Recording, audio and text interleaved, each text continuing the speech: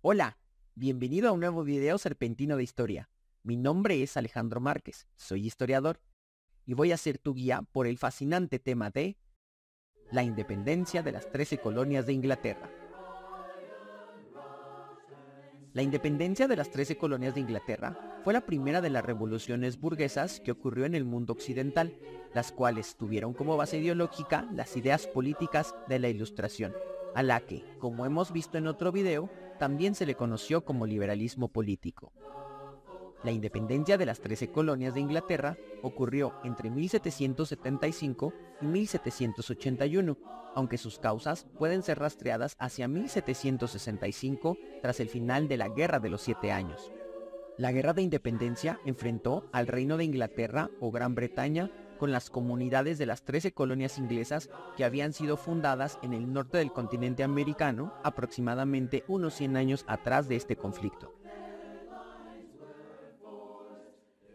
A lo largo del siglo XVII, grupos de colonos ingleses que escapaban de las masacres y la inestabilidad generada por las guerras de religión en Inglaterra se establecieron de manera discontinua sobre las costas noreste del continente americano, fundando a lo largo de ese siglo 13 colonias en nombre de la corona inglesa. Cada colonia contó con su propia administración interna y su propio sistema de gobierno, por lo cual eran autónomas, lo que implicaba que no se encontraban unidas ni política ni territorialmente. La primer colonia establecida por los colonos ingleses fue Virginia, fundada en 1607. Más tarde, en 1623, se fundó New Hampshire, en 1624 Nueva York, en 1634 Maryland, en 1635 Connecticut, en 1636 Rhode Island, en 1638 Delaware, en 1653 Carolina del Norte, en 1664 New Jersey, en 1670 Carolina del Sur, en 1681 Pensilvania y en 1732 Georgia.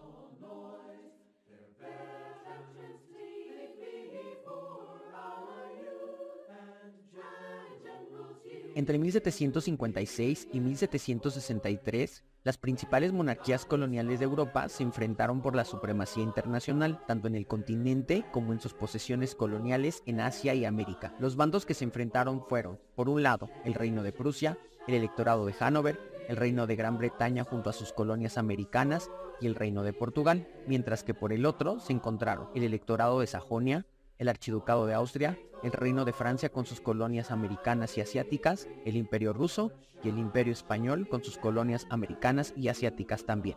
Al final de la guerra, el Reino de Inglaterra o Gran Bretaña ganó el conflicto en contra de Francia, arrancándole la India y el Senegal. Sin embargo, los excesivos gastos de guerra provocaron la bancarrota de la monarquía. La crisis económica provocó que el rey Jorge III, respaldado por el Parlamento inglés, decretara una serie de medidas económicas que a partir de 1765 ordenaron el cobro de impuestos a las colonias norteamericanas, aplicándolos a productos estratégicos como el timbre postal y el té.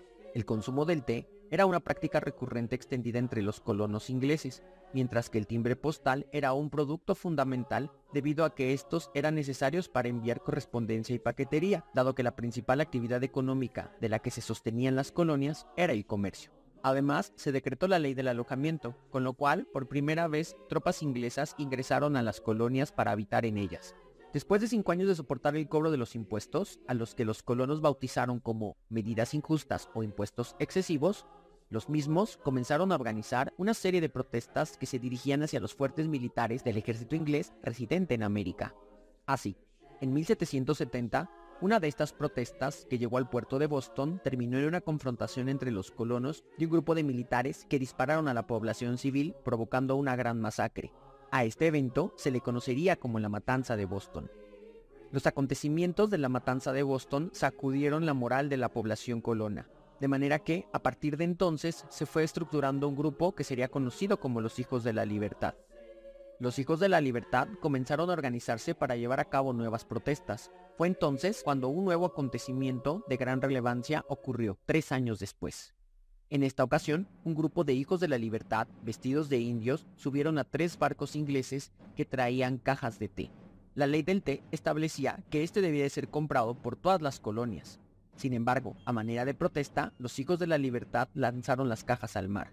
A este evento se le conocería como el Motín del Té o la Fiesta del Té. El Motín del Té produjo que el rey decretara, a través del acta punitiva, el cierre de los puertos y el decreto de control político de las colonias por parte de la metrópoli, por lo que, a partir de este momento, los funcionarios de los gobiernos de las colonias serían nombrados desde Inglaterra. Debido a ello, los colonos decidieron reunirse en un Congreso General para determinar una solución ante las medidas injustas y al mismo tiempo para detener el movimiento de los hijos de la libertad, al que consideraban más perjudicial que benigno. Cada colonia nombró un miembro determinado de diputados que serían sus representantes frente al Congreso General. Durante el primer congreso, los diputados acordaron elaborar una carta a la que llamaron la Declaración de Derechos y Agravios, misma que acordaron enviar a Jorge III a través de una comitiva de diputados que viajarían a Inglaterra para entrevistarse con el monarca. El documento exigía el respeto por los derechos de los colonos y un trato semejante a los ciudadanos ingleses que habitaban la metrópoli. Aunque la comitiva se mantuvo por meses en Inglaterra, nunca fue atendida, por lo que regresaron a las colonias sin tener éxito. A la par, en 1775, el rey Jorge III decretó como ilegal la reunión de los colonos y sus peticiones de respeto a sus derechos y a su autonomía, por lo que se dieron los primeros enfrentamientos formales entre los colonos y el ejército británico. Por esta razón, los colonos convocaron a la reunión de un segundo congreso en Filadelfia. Durante el segundo congreso, se impulsó el proyecto de defender la libertad, organizando al ejército continental de colonos y nombrando a George Washington, que era parte de la organización de los Hijos de la Libertad, como comandante en jefe para encabezar la defensa. A través de estas medidas puede notarse cómo el bando de los Hijos de la Libertad había ganado posiciones, además de indicar el inicio de la Guerra de Independencia. Tras un año de primeros enfrentamientos, los colonos volvieron a reunirse en el tercer Congreso de Filadelfia, en el cual los diputados proclamaron por unanimidad su independencia definitiva respecto a Inglaterra, con la firma del Acta de Declaración de Independencia el 4 de julio de 1776. A pesar de este hecho, la Guerra de Independencia se prolongó por 6 años, de 1775 a 1781. Durante este tiempo ocurrieron múltiples enfrentamientos entre ambos bandos. Sin embargo, las batallas de Saratoga y Yorktown fueron decisivas para el conflicto. La batalla de Saratoga, librada entre el 17 de septiembre y el 17 de octubre de 1777, fue de relevancia dentro de la guerra porque fue el primer conflicto en el que el ejército continental de colonos, conformado por tropas de civiles no profesionales, lograron superar y vencer a las fuerzas militares inglesas, dirigidas por el general Bourguignon. La victoria de los colonos atrajo la atención del Imperio francés y español, enemigos jurados de Gran Bretaña, quienes a partir de entonces comenzaron a apoyar al bando de los colonos en sus reclamaciones de independencia. A su vez, la batalla de Yorktown, librada entre el 26 de septiembre y el 19 de octubre de 1781, fue de gran importancia porque marcó el fin del conflicto. En esta ocasión, Gran Bretaña preparó un ejército de 8.000 soldados británicos para acabar definitivamente con el conflicto, dado que esta cantidad de efectivos superaba por mucho a las fuerzas colonas. Por esta razón, Benjamin Franklin, uno de los colonos más destacados durante el conflicto, viajó a Europa en busca de ayuda de España y Francia. Al entrevistarse con los monarcas Carlos III de España y Luis XVI de Francia, logró conseguir el apoyo de ambos imperios. Así, juntos, los tres ejércitos lograron vencer a las fuerzas británicas, razón por la cual Jorge III se vio obligado a aceptar su rendición. La independencia de las 13 colonias se pactó con el Acuerdo de Versalles, que se firmó el 3 de septiembre de 1783.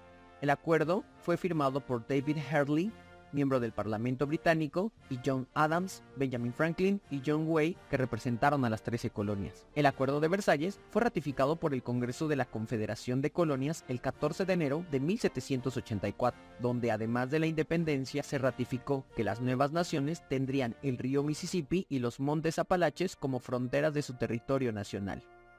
Para 1787, las 13 colonias decidieron crear un Estado nacional fuerte, por lo cual terminarían uniéndose, formando los Estados Unidos de América. Un año más tarde, en 1788, establecieron su primera constitución y celebraron sus primeras elecciones presidenciales, en las que George Washington surgió como el primer presidente de los Estados Unidos y como el primer presidente en el mundo occidental. Además de establecer el primer gobierno de corte liberal en el mundo, la Constitución de 1787 instituyó el principio de la desobediencia civil, mediante la cual los ciudadanos norteamericanos podían disolver su gobierno si éste ya no representaba los intereses populares. Sin embargo, a pesar de tener bastantes decretos liberales, un aspecto negativo fue la legalización de la esclavitud, que impidió la liberación y reconocimiento de derechos para la población afroamericana. La independencia de las 13 colonias de Norteamérica fue el primer caso de un gobierno liberal, democrático y popular en el mundo, pese a no disolver la esclavitud. Ahora que ya sabes que esta primera revolución liberal marcó el inicio de una serie de transformaciones históricas en el mundo, comprenderás que la importancia de esta revolución radica en que sirvió como ejemplo para que otros burgueses en otras partes del mundo occidental se levantaran contra las medidas políticas y sociales que les parecían injustas. Esto sería todo por esta ocasión. No olvides visitar más de nuestros videos para mantenerte bien informado. Hasta la próxima.